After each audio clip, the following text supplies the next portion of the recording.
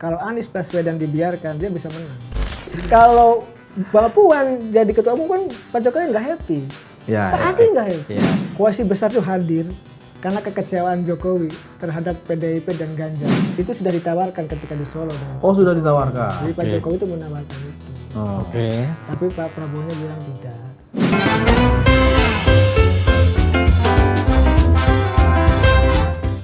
Ketemu lagi di Lanturan, obrolan ngelantur yang semoga relevan. Semoga relevan. Kali ini Amin. setelah Lebaran kita ketemu lagi. Kali ini kedatangan tamu. Tapi minal aidin dulu Mas, minal aidin dulu. Oh, minal aidin biar kelihatan syuting. Bang Mustaqim. Saya ini banyak mengamati tamu yang satu ini. Orangnya kecil tapi suaranya menyelekit. Namanya Dr. Ujang Komarudin, pengamat politik dari Universitas Al-Azhar Indonesia. Kang Ujang? Siap. Nama Kang Ujang? Alhamdulillah, Pangestu, Kang Yogi. Topinya sama kayak Sama. Jodoh ini. Jodoh. Ya baru nonton film ini topi copet. Nggak, pemilu kan biasa banyak copet. Ya, jadi produser lagi-lagi masih seneng ini ngomongin soal koalisi. Ya. Jadi yang kita jadi sorotan itu kan koalisi Indonesia Bersatu ya. Kita sering menyebutnya menurut Kamus Lanturan itu adalah sekitar 1 minggu yang lalu itu masih menyebut koalisi inginnya Bapak. Tapi kali ini kayaknya koalisi isunya bubar. Gimana nih? Langsung aja kita, ya kan bubar atau enggak? Ya Kang Yogi, begini, konstruksi koalisi KIB udah saya analisa 1 tahun lalu. Ketika terbentuk, bahkan belum terbentuk sudah dianalisa. Yang benar aja Pak. Itu futuristik dong. Oh, saya katakan bahwa ada topi nggak? Biar bisa ngimbangin. Bahwa KIB adalah barangnya Jokowi, milik Jokowi, memang dibentuk untuk Jokowi. Untuk apa? Antisipasi kalau Ganjar tidak didukung oleh PDIP, disiapkan skoci ini. Skocinya adalah KIB. Jadi betul ya koalisi inginnya Bapak ya. Nah makanya tidak aneh tidak heran kalau P3 langsung dukung Ganjar. Nanti mohon maaf PAN itu juga akan menyusul ke Ganjar. Ya paling nanti yang dimainkan adalah Golkar. Dimainkan siapa ya, nih? Golkar nih dimainkan dalam arti ya bisa ya oleh kekuasaan dong. Golkar ini saya kasih tahu, Golkar dari dulu ketua umum Golkar itu pasca reformasi pasti dekat dengan presiden. Dekat RI 1. Jadi siapa yang ingin jadi ketua Golkar pasti dia adalah orang RI 1. Jadi syarat jadi ketua umum Golkar itu 2. 1 dapat restu dari RI 1, yang kedua punya duit. Jadi nambah ya. Iya. Kalau dulu cuma cukup punya duit, sekarang dekat sama RI 1. Punya duit dan tidak punya utang koperasi. juga. Jadi Golkar itu akan dimainkan bisa jadi nanti ujungnya bisa utuh bersama dengan P3 dan PAN dukung Ganjar, bisa juga tidak memainkan bisa masuk Prabowo atau tadi ketemu dengan Pak SBY kan masuk ke Demokrat untuk mengambil Demokrat dari koalisi perubahan. Oh, untuk narik gabung ya kan bisa dibawa ke kubu Ganjar atau dibawa ke kubu Prabowo gitu lah oleh Golkar kira-kira gitu ya. Atau mungkin bikin poros sendiri Kang Ujang. Nah, mungkin jadi poros sendiri tetapi ini akan rugi bagi siapa? Bagi koalisi perubahan. Kalau Demokratnya bisa ditarik oleh Partai Golkar, maka bubar dong. KIB-nya bubar, lalu koalisi perubahannya juga bubar. Nah ini menjadi persoalan dalam konteks kita berdemokrasi. Tunggu sebentar. Pertemuan Sabtu di Cikeas tanggal 29 April ya. Ya itu kan inisiatif pasti datang dari Erlangga kan. Ya kira-kira gitulah. Yang datang kan. Kemudian diterima oleh Pak SBY. Ya kan. Ada bacaannya ini Golkar dianggap kehilangan karena nggak bisa berharap lagi dengan P3 yang sudah dukung Ganjar. PAN diduga akan ke sana sehingga Golkar butuh baru. Tapi kalau menurut saya, saya minta masukan. Menurut saya Golkar sepertinya datang sebagai utusan dari istana. Gimana bacanya? Bisa saja begini. Ada 2 skenario yang dimainkan oleh kekuasaan ya untuk katakanlah tanda petik mencegah. Kekuasaan ini maksudnya Jokowi. Ya, siapa lagi yang punya kuasa kan begitu. Langsung sebut merek aja lah. Presiden lah katakan RI 1. Apa? Yang penting nanti capres cawapres itu yang maju bukan Anies lah. Kira-kira begitu. Capres cawapres. Ya, capres ya, bukan Anies. Nah, artinya ini pasti Anies itu bagaimanapun posisinya akan dijegal. Oke. Nah ini kan skenario ada nih. Salah satu skenarionya apa? Melalui PK Muldoko. Oke. Kita punya pengalaman dulu Golkar waktu pecah jadi dua, Pak Agung Laksono dan Pak ARB. Itu kan karena didukung oleh kekuasaan. Salah satunya. Dan maksud saya ini kalau kekuasaan mau melalui PK itu kan bisa direbut Partai Demokrat. Tetapi terlalu kasar mainnya. Ya kan ini skenario pertama. Skenario kedua bisa jadi tadi Golkar tidak mungkin dia ketemu dengan Pak SBY tanpa restu presiden itu. Kenapa? Dia ketua umum dan sekaligus menteri. Pasti atas restu. Nah ketemu bisa jadi kalau ketemu diajak koalisi, ya artinya PKS dengan Nasdemnya bisa tidak kuat dalam konteks mengusung Anies. Tidak cukup bahkan tidak cukup. Bahkan kalimatnya begini, bahasanya disederhanakan begini. Pak SBY, Mas AHY, kalau di kubu sana sama-sama nggak jadi wapres, mendingan ikut ke kita aja, sama-sama nggak wapres tapi jaminan menang. Nah, ini menteri juga dapat itu kan artinya ini semakin menguatkan kekhawatiran kita. Kalau benar-benar dua poros ini. Kenapa saya bilang khawatir? Kami ini selalu diskusi. Kalau pemilu tanpa Anies Baswedan nggak asik. Saya sepakat. Saya dari dulu Bang Yogi, Bang Mustaqim, salah satu pengamat yang mendorong biar capres itu banyak. Jadi bukan hanya sekedar banyak tuh berapa? 15? Ya ada pusing 3 lah. Nggak cukup foto. Kan dari konstruksi 20% gitu PT, kan dulu paling banyak kejadiannya 4. Nah kalau sekarang dinamikanya memungkinkan 3 kan. Tapi tadi kalau di bypass ingin 2 ini nggak rame kalau sudah dikondisikan. Dan undang-undangnya mensyaratkan partai politik harus mendukung loh. Ya mengusulkan. Ya 20% jangan lupa. Kan? Ya, artinya kalau tanpa Anies Baswedan nggak rame, nggak menarik, nggak ada di demokrasi. Demokrasinya terkondisikan oleh tadi capres yang memang sudah dikondisikan agar 2 pasangan. Ini problem kita. Oleh karena itu teman-teman media, saya pengamat ya dari dulu mendorong agar ya kasih peluang lah Anies maju. Tapi kalau analisanya Kang Ujang sendiri, seberapa besar kemungkinan atau possibility Demokrat ini akan angkat kaki dari koalisi perubahan? Tergantung deal. Saya mengatakan begini, dealnya begini. Ini kan PK ini kan bukan hukum ANSI. Kalau hukum Demokrat menang. Pasti Demokrat AHY ya. Tetapi kalau politik Muldoko bisa dimenangkan. Kan gitu loh. Nah dalam konteks ini, nah ini akan ada deal mungkin. Ya nanti Demokrat dengan... Lo mau aman nggak lo? Jadi kira-kira gini, tawarannya adalah kalau lo mau aman, keutuhan partai aman, semuanya ada di tangan keluarga Cikeas, ikut kita undangan yang tanggal 29 itu datang. Iya kan? Ini tebakan kita. Ya kan? Kalau enggak tetap ngotot juga ada di situ. Ingat loh, ini lagi berproses. Betul. Kira-kira kan begitu ya? Betul. Jadi, wah gawat juga kalau begitu. Ya itulah demokrasi kita memang tadi hukum dengan politik itu enggak paralel. Kan begini, demokrasi yang sehat itu bagaimanapun gini, hukumnya harus paralel dengan gini, penegakan hukum paralel dengan demokrasi. Jadi kalau demokrasinya ini hukumnya nggak adil, tebang pilih, suka-suka penguasa gitu ya, memainkan hukum seenaknya, maka demokrasinya nggak sehat. Nah tadi orang mau maju dijegal. Definisi dijegal tuh begini. Kalau ada seseorang punya potensi, punya kemampuan, kemudian kemunculan dia itu kemudian dipersulit, boleh jadi itu dijegal. Artinya ditersangkakan, dikriminalisasi gitu loh. Tapi kalau soal yang terjadi sekarang, ini kan kaitannya dengan persyaratan undang-undang yang sudah ada aturan mainnya jauh sebelum ada pencalonan ini gitu. Bahwa syaratnya adalah berapa persen di kursi DPR, suara nasional, sehingga itu menjadi syarat pencalonan. Kasusnya ini kan seorang Anies Baswedan akan sangat tergantung dari komitmen 3 partai ini kan, PKS, Demokrat, dan Nasdem. Nah, politik itu kan tidak gini Bang, tidak kita hanya melihat depan layar. Oke. Di belakang layar seperti apa? Nah, ini dia tukang di belakang panggung. Gini nih, di belakang panggung biasa berbeda dengan yang di depan. Oke. Ya kalau di depan cuma tanda tangan. Ya di belakang itu goyang-goyangan, tarik menarik. Nah, yang dilakukan kan begini. Waktu itu saya gambarkan aja ya. Anies Baswedan kan dicari itu celah hukumnya di mana? Ya Formula E lah katakanlah dicari. Lalu jangan lupa ada info juga dari teman gitu. Akan dicari terkait dengan persoalan gratifikasinya gitu. Entah benar entah tidak kita tidak tahu.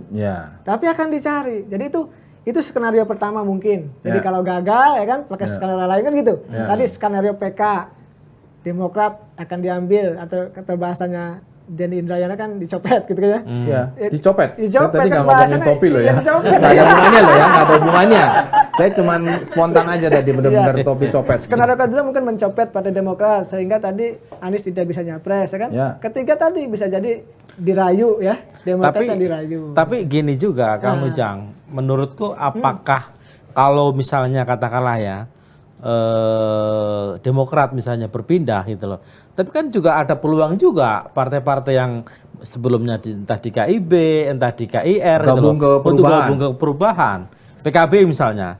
Kalau misalnya pada akhirnya Prabowo misalnya tidak mengajak Caimin misalnya itu jadi cawapres, apakah juga tidak akan menutup kemungkinan misalnya kalau PKB geser ke koalisi perubahan misalnya atau mungkin partai yang lain? Saya tidak yakin Bang Mustaqim. Kenapa? Mohon maaf ini ya. Ketua umum itu kan tersandar. Lebaran mohon maaf. Lahir batin. Gak apa-apa, tenang aja kita udah lebaran nih. Ketua umum partai ini tersandar oleh kasus-kasus hukum. Oke.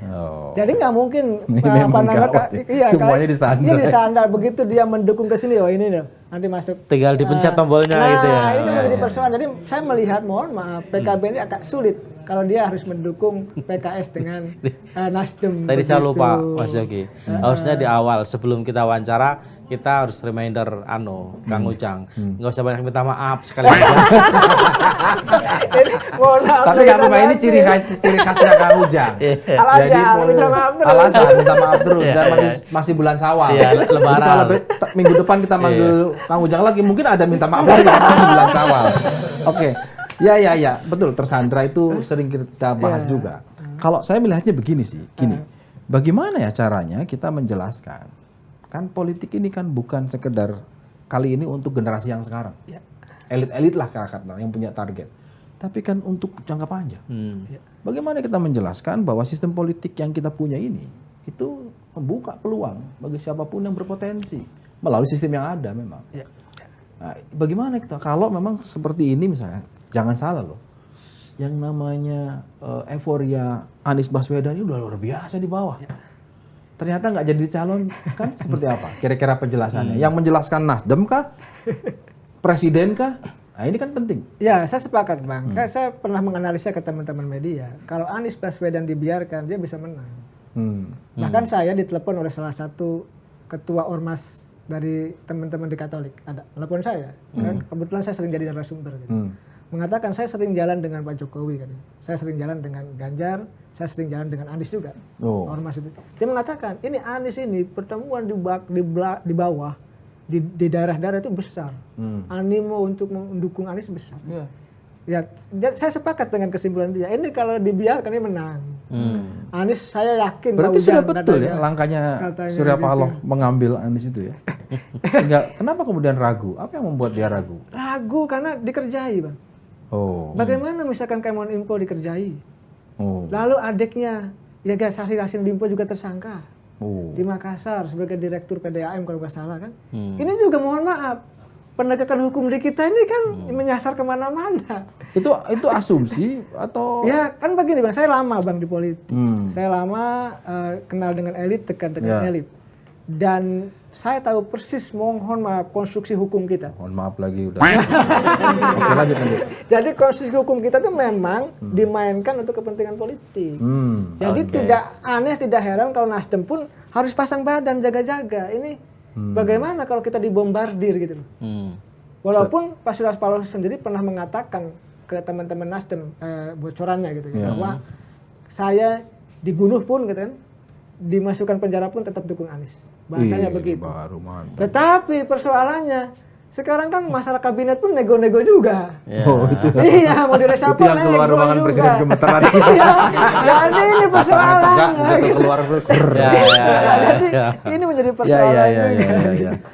Ya, gini, kan kita tuh berharap ke partai politik tuh bukan hanya saat musim-musim pemilu kemudian bisa mencalonkan, tapi dia bisa mewarnai sistem dan memperkuat sistem. Sebetulnya ketika yang dikerjakan oleh Partai Nasdem dengan awal mendeklarasikan itu kan sebenarnya contoh yang baik kan.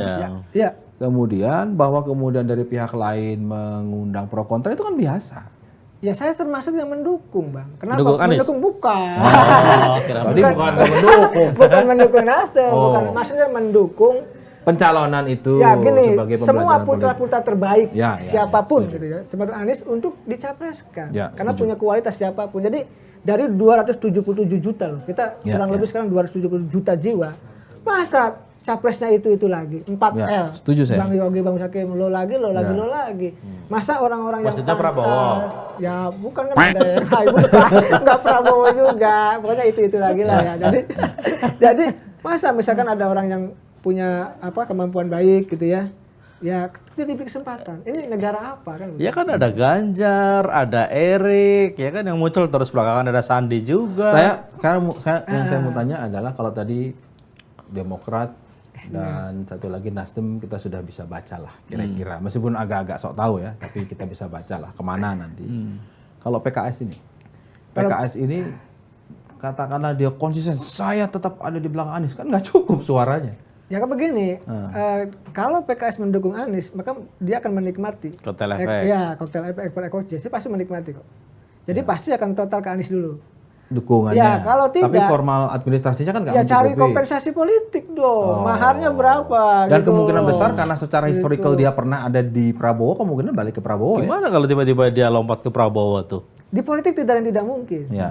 Asal mohon maaf berani harganya berapa gitu kan. Oke. Itu Ini ngeri. Wani Udah Piro. mohon maaf, udah gitu THR lagi. Ngeri pemirsa. Loh, kita kan sebagai dosen, Ya, sebagai pengamat memberikan pendidikan politik yang benar lah. betul. Masa yang benar ada kita sebut B. Ya, Kan ya, begitu. setuju. Dan mohon maaf partai politik juga jangan munafik. Gitu. Di depan panggung Kang Ujang ini ngajarin yang benar di depan panggung. Di belakang panggung beda lah. Jadi konsultan. Tapi gini Kang Ujang, saya itu kira-kira beginilah. Ya sudahlah kalau memang bagi kami. Ya sudahlah kalau memang 2 poros, 3 poros, gak apa-apa. Asal semuanya transparan. Transparan begini, jangan lupa ketika publik berharap atau meminta partai politik transparan, wajar. Kenapa? Ada dana publik, Bos. Meskipun gak gede. Oh iya, apapun lah. Satu suara kan dapat dari APBN. Ya, kan? Berapa? 1.000 ya? 1.000 ya? Satu suara yang diperoleh dari sekian itu adalah 1.000. Artinya publik berhak. Ini gimana sih prosesnya? Kenapa seorang Anies Baswedan yang tadinya sudah diusung, sudah diramein kok nggak jadi dimunculkan? Harus ada penjelasan dong. Setuju nggak? Setuju Bang. Gini, konstruksi kita kan ke depan harus berubah nih. Jadi mesti orang-orang baik yang didorong, orang berprestasi yang didorong gitu, orang-orang hebat yang didorong. Ini kan tidak. Ini kan seolah-olah mohon maaf ya dengan mengeliminasi Anies. Ini kan ingin mencari kan belum memang. Ya memang betul. Siap gitu kan. Emang belum. Kan ingin kan. Udah langsung maju aja. Oh iya, ingin mengeliminasi Anies, memang belum katanya. Nah, ini kan pertarungan kan mengeliminasi orang-orang yang dianggap bagus, berprestasi lah kan gitu. Kan kita mengukur saja lah. Misalkan diukur aja lah Anies, Ganjar dengan Ridwan Kamil sebagai kepala daerah kan pasti mohon maaf Anies lebih unggul. Oh, dari mana? Dari mana ukurnya? Saya melihatnya begitu.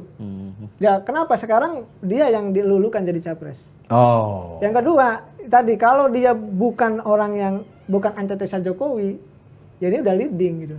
Karena dia antitesa Jokowi aja maka dikenal. Gara-gara Zulfan ini antitesa jadi populer. Jadi saya melihat Bang, saya sepakat ya ke depan harus dicari bibit-bibit ya putra-putra bangsa yang terbaik. Diberi peluang. Tapi gitu. balik Kang Ujang ke soal koalisi-koalisian ini. Kalau misalnya Kang Ujang lihat petanya hari ini gitu ya dengan P3 merapat ke PDI misalnya, terus kemungkinan Pak juga akan merapat ke sana. Terus PKB sama Gerindra juga makin solid. Terus gimana dengan rencana koalisi besar yang sempat rame pasca pertemuan di DPP PAN itu? Ya ini kita tidak bisa membangun koalisi besar nih mereka itu. Kenapa? Koalisi besar itu hadir karena kekecewaan Jokowi terhadap PDIP dan Ganjar. Soal UUD 20. Penolakan ya kan tim Israel masuk ke Indonesia kan itu. Itu jadi Jokowi tapi setelah timeline KIB ada muncul duluan loh sebelum soal itu. Ya, itu hanya omongan dulu dari Pak Erlangga ketika buka puasa di Nasdem Tower. Tetapi itu kan pasti, mohon maaf ya, kalau bicara dua hal ya, ucapannya Pak Prabowo mengatakan ketika di DPP PAN, kami ini timnya Jokowi. Ya kan dikumpulkan itu karena Jokowi. Oh, dan saya ikut poros Jokowi ya, gitu. Kedua, apa namanya, Julhas. Ya orkestranya ya, pemimpin orkestranya Pak Jokowi, ini jelas. Tetapi ketika pasca Ganjar dicapreskan oleh PDIP ada berbeda. Bubar semua skema itu ya. Skema itu, makanya tadi cari hidup sendiri-sendiri. Nah, cari hidup sendiri. Dan begini, kenapa Golkar juga masih harus ke Prabowo, nggak jelas harus ke apa? Ke Demokrat. Karena gini, ke Nasdem juga tuh. Ke Nasdem. Kalau masuk ke PDIP nggak ada ruang di situ untuk negosiasi. Golkar. Apa? Capresnya Golkar. Capresnya nggak bakal dapat. Erlangga Cawapres. Masuk. Cawapresnya juga nggak bakal dapat. Ketua tim sukses juga nggak bakal dapat. Ketua relawan juga nggak bakal dapat. Gak apa-apa kalau duitnya dapat. Nah, kalau duit pun nggak mungkin. Saya dengar ya, mohon maaf. Mohon maaf lagi. Nggak apa-apa. Saya minum dulu katanya soal di PDIP itu satu pintu. Soal sumbangan, soal donasi dari oligarki dari manapun itu satu pintu. Ini terkonfirmasi nih Bang Yogi dan Kang Mustahil. Tidak susah. Jadi ada orang saya yang suruh masuk ke sana. Jadi nggak banyak lubang tikus lah ya. Ngeri juga nih kayak badan intelijen orang di mana-mana. Jadi apa lapor ke saya, lapor, Kang katanya. Ini saya mau bikin namanya Ganjar Center. Ya kan kita udah siapkan tempatnya, anggarannya, ada ketuanya, ada saya, terus ada tokohnya juga, lah tokohnya gitu kan. Itu deal dengan Ganjar.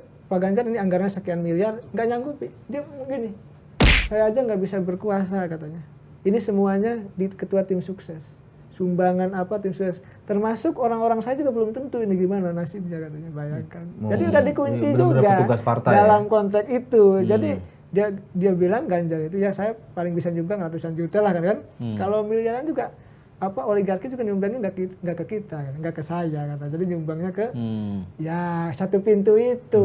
Tapi kira-kira model ini kan berlaku kan di paslon yang lain juga kan kira-kira kan? Enggak Bang, kalau di lain banyak pintu. Banyak pemain. Jadi banyak pemain sendiri-sendiri gitu ya. Iya, sekarang ini beda bagaimana, makanya relawan Jokowi mengatakan kan ini pencapresan Ganjar beda dengan pencapresan Jokowi dulu.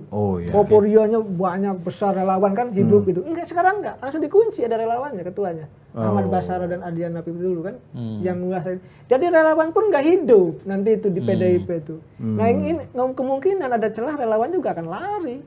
Kemungkinan Prabowo mungkin. Saya sih melihatnya begitu ini. Lari ke Prabowo. Bisa ke Prabowo kelihatannya.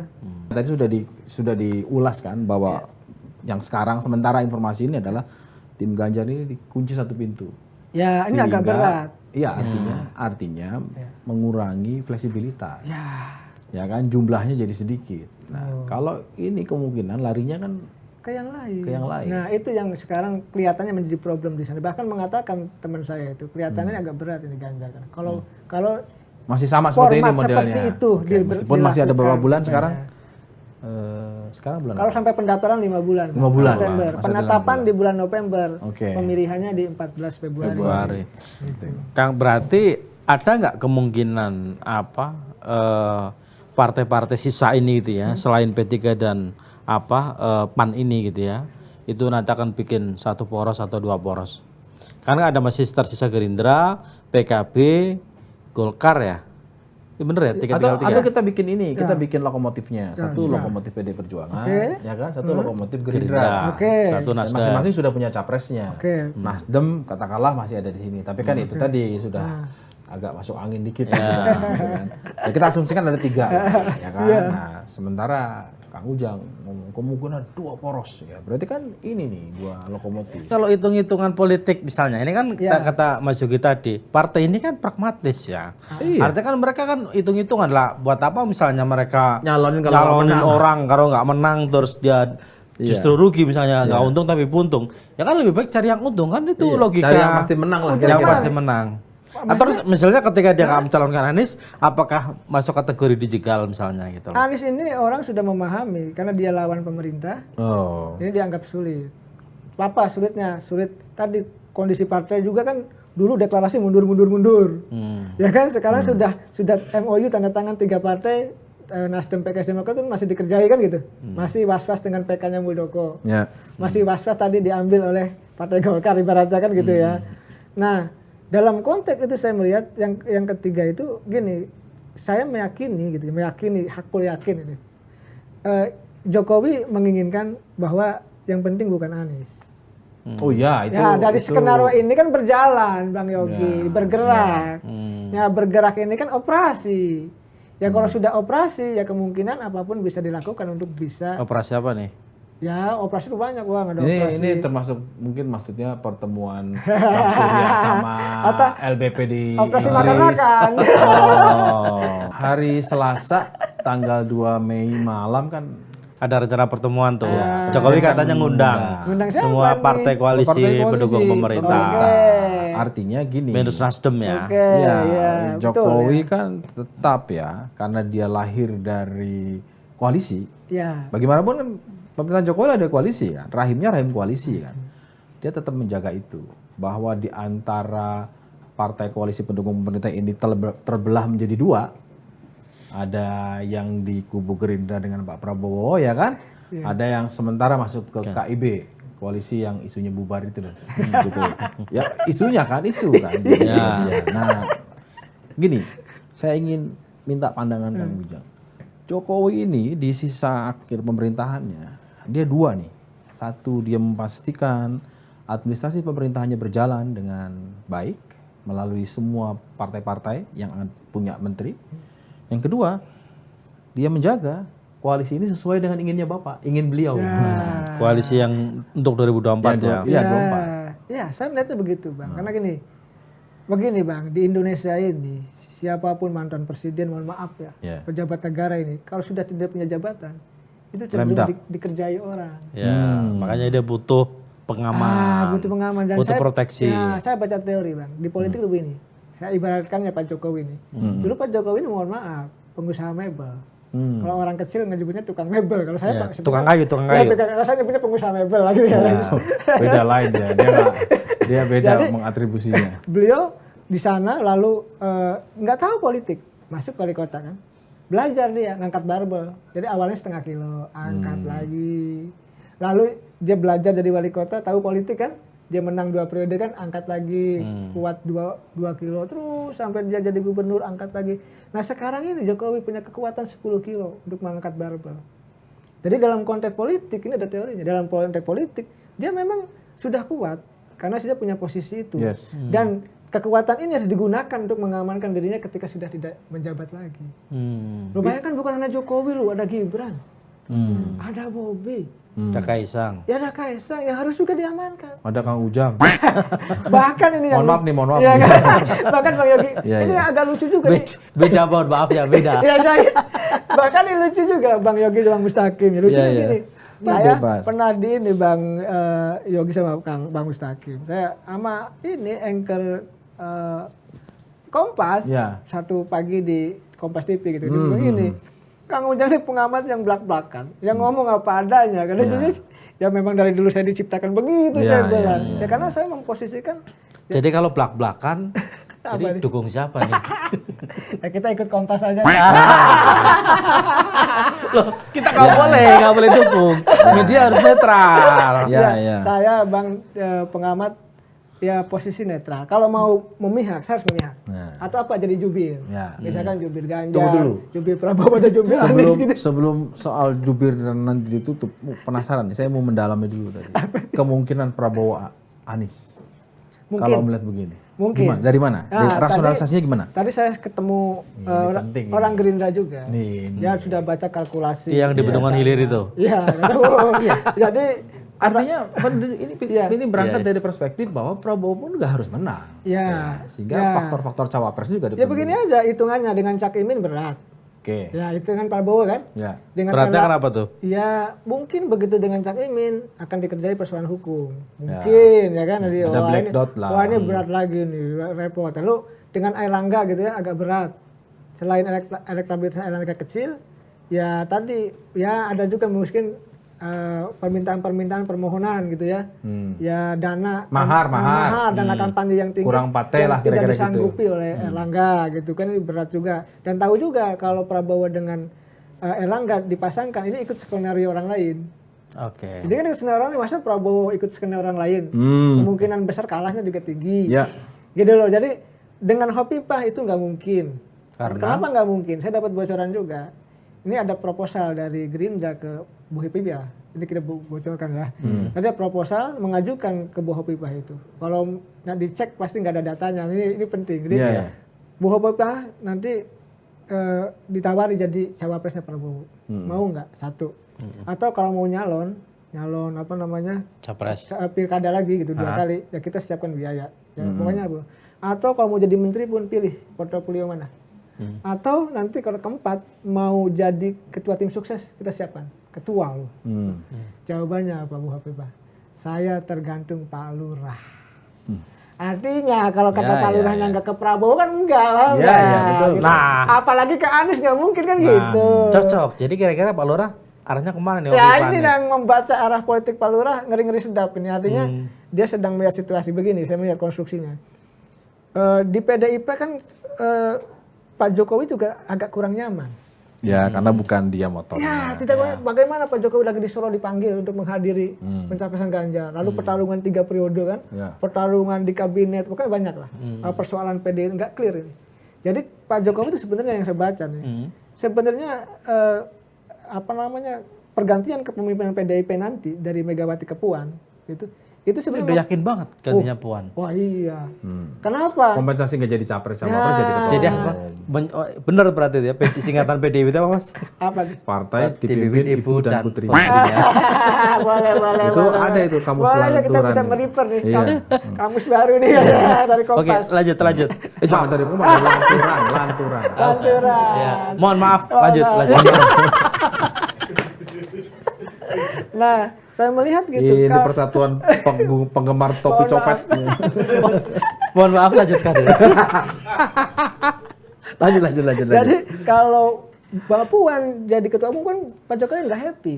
Pasti nggak happy. Banyak akan masalah persoalan. Jadi perlu juga aliansi baru juga Pak Jokowi untuk mengimbangi ini. Oleh karena itu saya tidak tahu apakah tekanan Megawati, tekanan PDIP ke Jokowi itu ampuh gitu kan? Apakah nanti Jokowi main 2 kaki. Kita lihat ke depan. Gitu. Menurut Kang Ujang berarti artinya bisa jadi sebenarnya Jokowi lebih happy ke Prabowo dibanding ke Ganjar seperti itu. Dulu memang skenarionya kan ke Ganjar. Oke, sekarang? Sekarang ini agak repot. Tadi kita di ruang di PDIP-nya dikunci ya kan. Pak Jokowi juga tidak punya peran. Nggak punya peran. Oke, kalau tadi sudah pakai formulasi Prabowo Anies. Kalau sekarang formulasi Ganjar Prabowo mungkin nggak? Dengan premis yang paling sederhana. Menhan aja mau, masa wapres nggak mau? Ya, tapi sudah terkonfirmasi tadi saya dengan teman-teman Gerindra itu bilang itu sudah ditawarkan ketika di Solo dengan sudah ditawarkan. Jadi Pak Jokowi itu menawarkan itu. Tapi Pak Prabowo-nya bilang tidak. Oh, jadi Prabowo jadi sudah ditawari. Konfirmasi ya? Iya, jadi tidak ya kan. Waktu lebaran pertama itu yang lebaran kemarin itu berarti ya. Yang makan. Sholatnya sama Ganjar, ketemu makannya sama Prabowo kan gitu. Itu terkonfirmasi di situ tidak. Jadi intinya sudah terucap ditawarkan. Ya, ditawarkan bagaimana memungkinkan kan jadi ini Prabowo tidak. Tetap maju pengen nomor 1. Sudah ditawarkan. Tidak tahu apakah nanti ada negosiasi kembali, kita tidak tahu kan. Hari itu pas lebaran masih ditolak gitu kan. Hari ini Pak Prabowo kelihatannya tetap akan maju gitu. Tapi tadi skenario atau skema Ganjar Prabowo itu sudah ditawarkan oleh dan Prabowo nggak mau. Ya, sejauh ini ditolak. Ya karena gini, dengan kalau Ganjar Prabowo kan skema Jokowinya masuk. Skema PDIP-nya nggak masuk gitu. Iya, betul. Ya, jalan tengah. Tapi kan Prabowo nggak mau.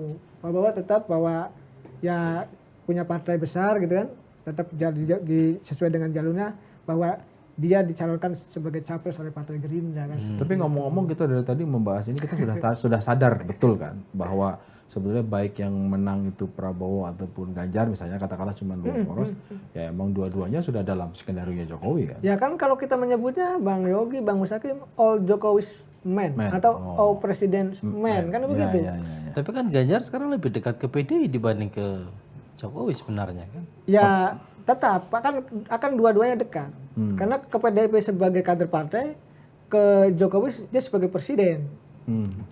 Hari ini, gitu. nantinya. Nah kalau nanti kan begini, ini peta tuh berubah-ubah Bang. Kan Ganjar sekarang tunduk tadi dikunci kan. Ya sekarang ikut gitu sebenarnya. Kalau jadi presiden lain lagi. Kalau sudah jadi presiden udah negosiasi lagi. Sudah lain lagi. Jadi ini politik di situ dinamis. Jadi artinya Prabowo ada kemungkinan juga akan bergandengan tangan dengan Anies dong. Nah saya mengatakan itu mungkin. Asalkan syaratnya cuma satu. Asalkan Prabowo-nya mau. Secara historis kan sudah pernah. Begini saya katakan. Ketika ada di maaf sebentar. Maaf lagi nih. Maaf. Biar jelasin dulu apa. Karena begini, Prabowo itu ketika dengan capres lain dia bicara soal anggaran untuk pemenangan.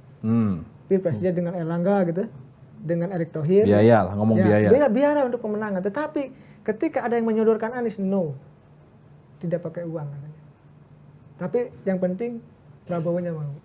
Tapi gini Kang Ujang, saya juga sempat dapat informasi gitu loh bahwa hasil evaluasi Prabowo dan Gerindra, kenapa misalnya mereka merapat ke PKB, misalnya terus menawarin ke Khofifah, karena hasil evaluasi mereka itu bahwa mereka kalah setidaknya 2 kali lah ya, yang dia maju sendiri, itu salah ngambil representasi kelompok Islamnya gitu loh, yang dia ambil gitu loh. Artinya kelompok Islam yang cenderung misalnya agak keras lah seperti itu 212 segala macam gitu ya, dan yang suaranya kenceng tapi sebenarnya kecil suaranya di TPS kan dibanding kelompok-kelompok yang moderat yang kelihatannya diam tapi sebenarnya suaranya banyak, dan itu representasinya kan salah satunya NU gitu loh, makanya diambillah PKB dan Khofifah. Nah Anies ini kan sementara dianggap pendukungnya hari ini pun adalah pendukung Prabowo sebelumnya, kelompok-kelompok yang dianggap keras dan identik misalnya Anies ini identik hanya dengan politik identitas misalnya. Nah, apakah Prabowo tidak akan menimbang itu misalnya? Kalau saya meyakini gini Bang, ini soal kemenangan. Kalau untuk kemenangan apapun dilakukan apapun bisa dilakukan. Karena kalau pilihannya misalkan dengan mohon maaf dengan Cak Imin agak berat, dengan Erick juga sulit, misalkan lalu dengan AHA juga ya kan berat juga gitu. Maka pilihannya tidak ada yang lain. Anies. Karena dia bisa mengkonsolidasikan kelompok Islam itu. Itu saya sebenarnya tinggal nanti dicari ketua tim suksesnya dari NU. Ya kan bisa aja kan gitu. Jadi kalau saya melihatnya politik itu dan secara historical kan sudah pernah. Sekarang kita butuh lagi nih, meyakinkan lagi supaya kita clear di pertemuan hari ini. Seberapa yakin koalisi perubahan akan tetap solid sampai nanti September mendaftarkan Anies? Agak berat ini Bang, saya jauh ya Bang. Iya, jawab apa adanya aja. Beratnya di mana? Kenapa nggak ada kesempatan? Ya plak-plakan aja, mohon maaf, plak-plakan aja. Gak apa-apa. Politik itu kan tidak dibahas hari ini ya, untuk analisa 2 hari 3 hari karena selalu dinamis, berubah, ini nggak bisa. Nah, tetapi saya melihat begini, akan ada banyak skenario ya agar Anies tidak nyapres. Itu harus kita pegang. Artinya gini, skenario yang tadi itu supaya nggak liar, itu kan hanya akan berangkat atau bermula dari 3 partai ini. 3 partai itu. Ya, mana partai ini yang akan dipengaruhi, ya kan? Yang dia keluar ya jadi nggak cukup suaranya. Artinya bukan dari yang lain kan? Bukan dari yang lain. Politik kan ibarat drama, Pak. Drama ini yang di panggung apa, yang di belakang apa. Termasuk juga drama dari partai politik yang sementara ini mengatakan ingin mengusung Anies, tapi belum tentu dalam hatinya memang pengen berniat usung Anies. Ya ada 2 kemungkinan. Kan begini, sebenarnya gini, antara Anies dengan partai itu kepentingan juga. Karena kenapa partai itu misalkan kayak Nasdem mengusung Anies? Ya kepentingannya tidak ada kader yang bisa dicapreskan. Dan tidak ada instrumen lain. Nasdem itu ya kalau dulu kan punya kejaksaan. Sekarang kan tidak. Ya maka dengan cara mengusung Anies itu ya akan dapat efek ekor jas gitu loh. Nggak ada cara lain, termasuk PKS juga. Ya Demokrat akan dapat efek ekor jas kalau AHY-nya masuk jadi cawapres kan gitu kan ini. Artinya ada kemungkinan kalau AHY nggak jadi cawapres bubar jalan itu. Loh ini kejadian 2019. Jangan lupa soal bubar jalan belum tentu, bisa jadi Anies nyapres tapi nggak kompak. Contoh Prabowo dengan Sandi. Awalnya kan Prabowo akan disangkakan dengan AHY. Kan ribut tuh. Jenderal Kardus itu. Jenderal Kardus. Ya ribut ya, ribut akhirnya apa? Karena akhirnya yang jadi Sandi. Nah, itu pengalaman. Akhirnya apa? Demokratnya nggak total. Demokratnya ngurus pileg aja, nggak ngurus pilpres gitu. Bahkan cuma syarat administrasi aja kan. Hati lah ya. Gitu. Ini kan artinya bisa jadi oke lah. Karena AHY nggak cawapres nggak apa-apa, udah kadung di situ misalnya. Kita tetap ikut agar ini pemilu berikutnya nggak di-ban. Kang Ujang ini banyak bocoran ya. Nyebut kejaksaan lah, aduh ngeri-ngeri sedap ini. Tapi dari dulu kan saya objektif kan. dari itu saya kan bahkan saya oleh partai tertentu nih, saya di blacklist katanya, ini pengamat oposisi loh. Kemana pengamat ada oposisi? Saya bilang iya, saya di blacklist loh. Saya bilang loh, saya ini mohon maaf. Ya, jadi pengamat mohon maaf. boleh juga tuh. baik ya. Boleh juga tuh. Kan suasana lebaran. Jadi saya ngomong, saya dari dulu 7 tahun yang lalu konsisten di situ. Saya bilang kalau salah ya saya ngomong apa adanya. Justru di situ mohon maaf lagi. Jadi sebelum kita saling mohon maaf, kita masih Idul Fitri. Jadi saya mengatakan kalau selama ini saya jadi pengamat karena keterbukaannya itu. Buktinya mohon maaf lagi. Jadi saya ya hampir semua TV kan dekat dengan saya dan hampir tiap hari saya di TV. Karena saya terbuka aja ngasih informasi apa. Jadi sebelum kita tutup ada bocoran lagi nggak? Nih, cukuplah. Masih ada waktu 5 menit ya. 5 menit bocoran lagi. Tadi udah ada 1, 2, 3, 4, ada 9 bocoran. Ya, yang penting gini dilengkapin 10 lah. Saya sih inginnya Pilpres ini jangan 2 poros. Jangan 2 pasang gitu loh. Ini ngomong jangan 2 poros tapi saya baru riset pernah mendukung. Jangan-jangan bener. Saya 3 poros dengan catatan kalau Anies tidak diganjal. Kan gitu. Kalau diganjar 2 poros. Kalau Anies tidak diganjal tapi tidak di Prabowo. diganjar. Bukan diganjar loh. Beda loh. Anies tidak diganjar tapi di Prabowo. Oke, sebelum kita makin ke arah yang lebih bocor lagi, kita akhiri dulu pertemuan hari ini gitu ya kira-kira ya, bocorannya ditunggu. Ini luar biasa. Ketemu lagi di lanturan minggu depan. Terima kasih. Terima kasih.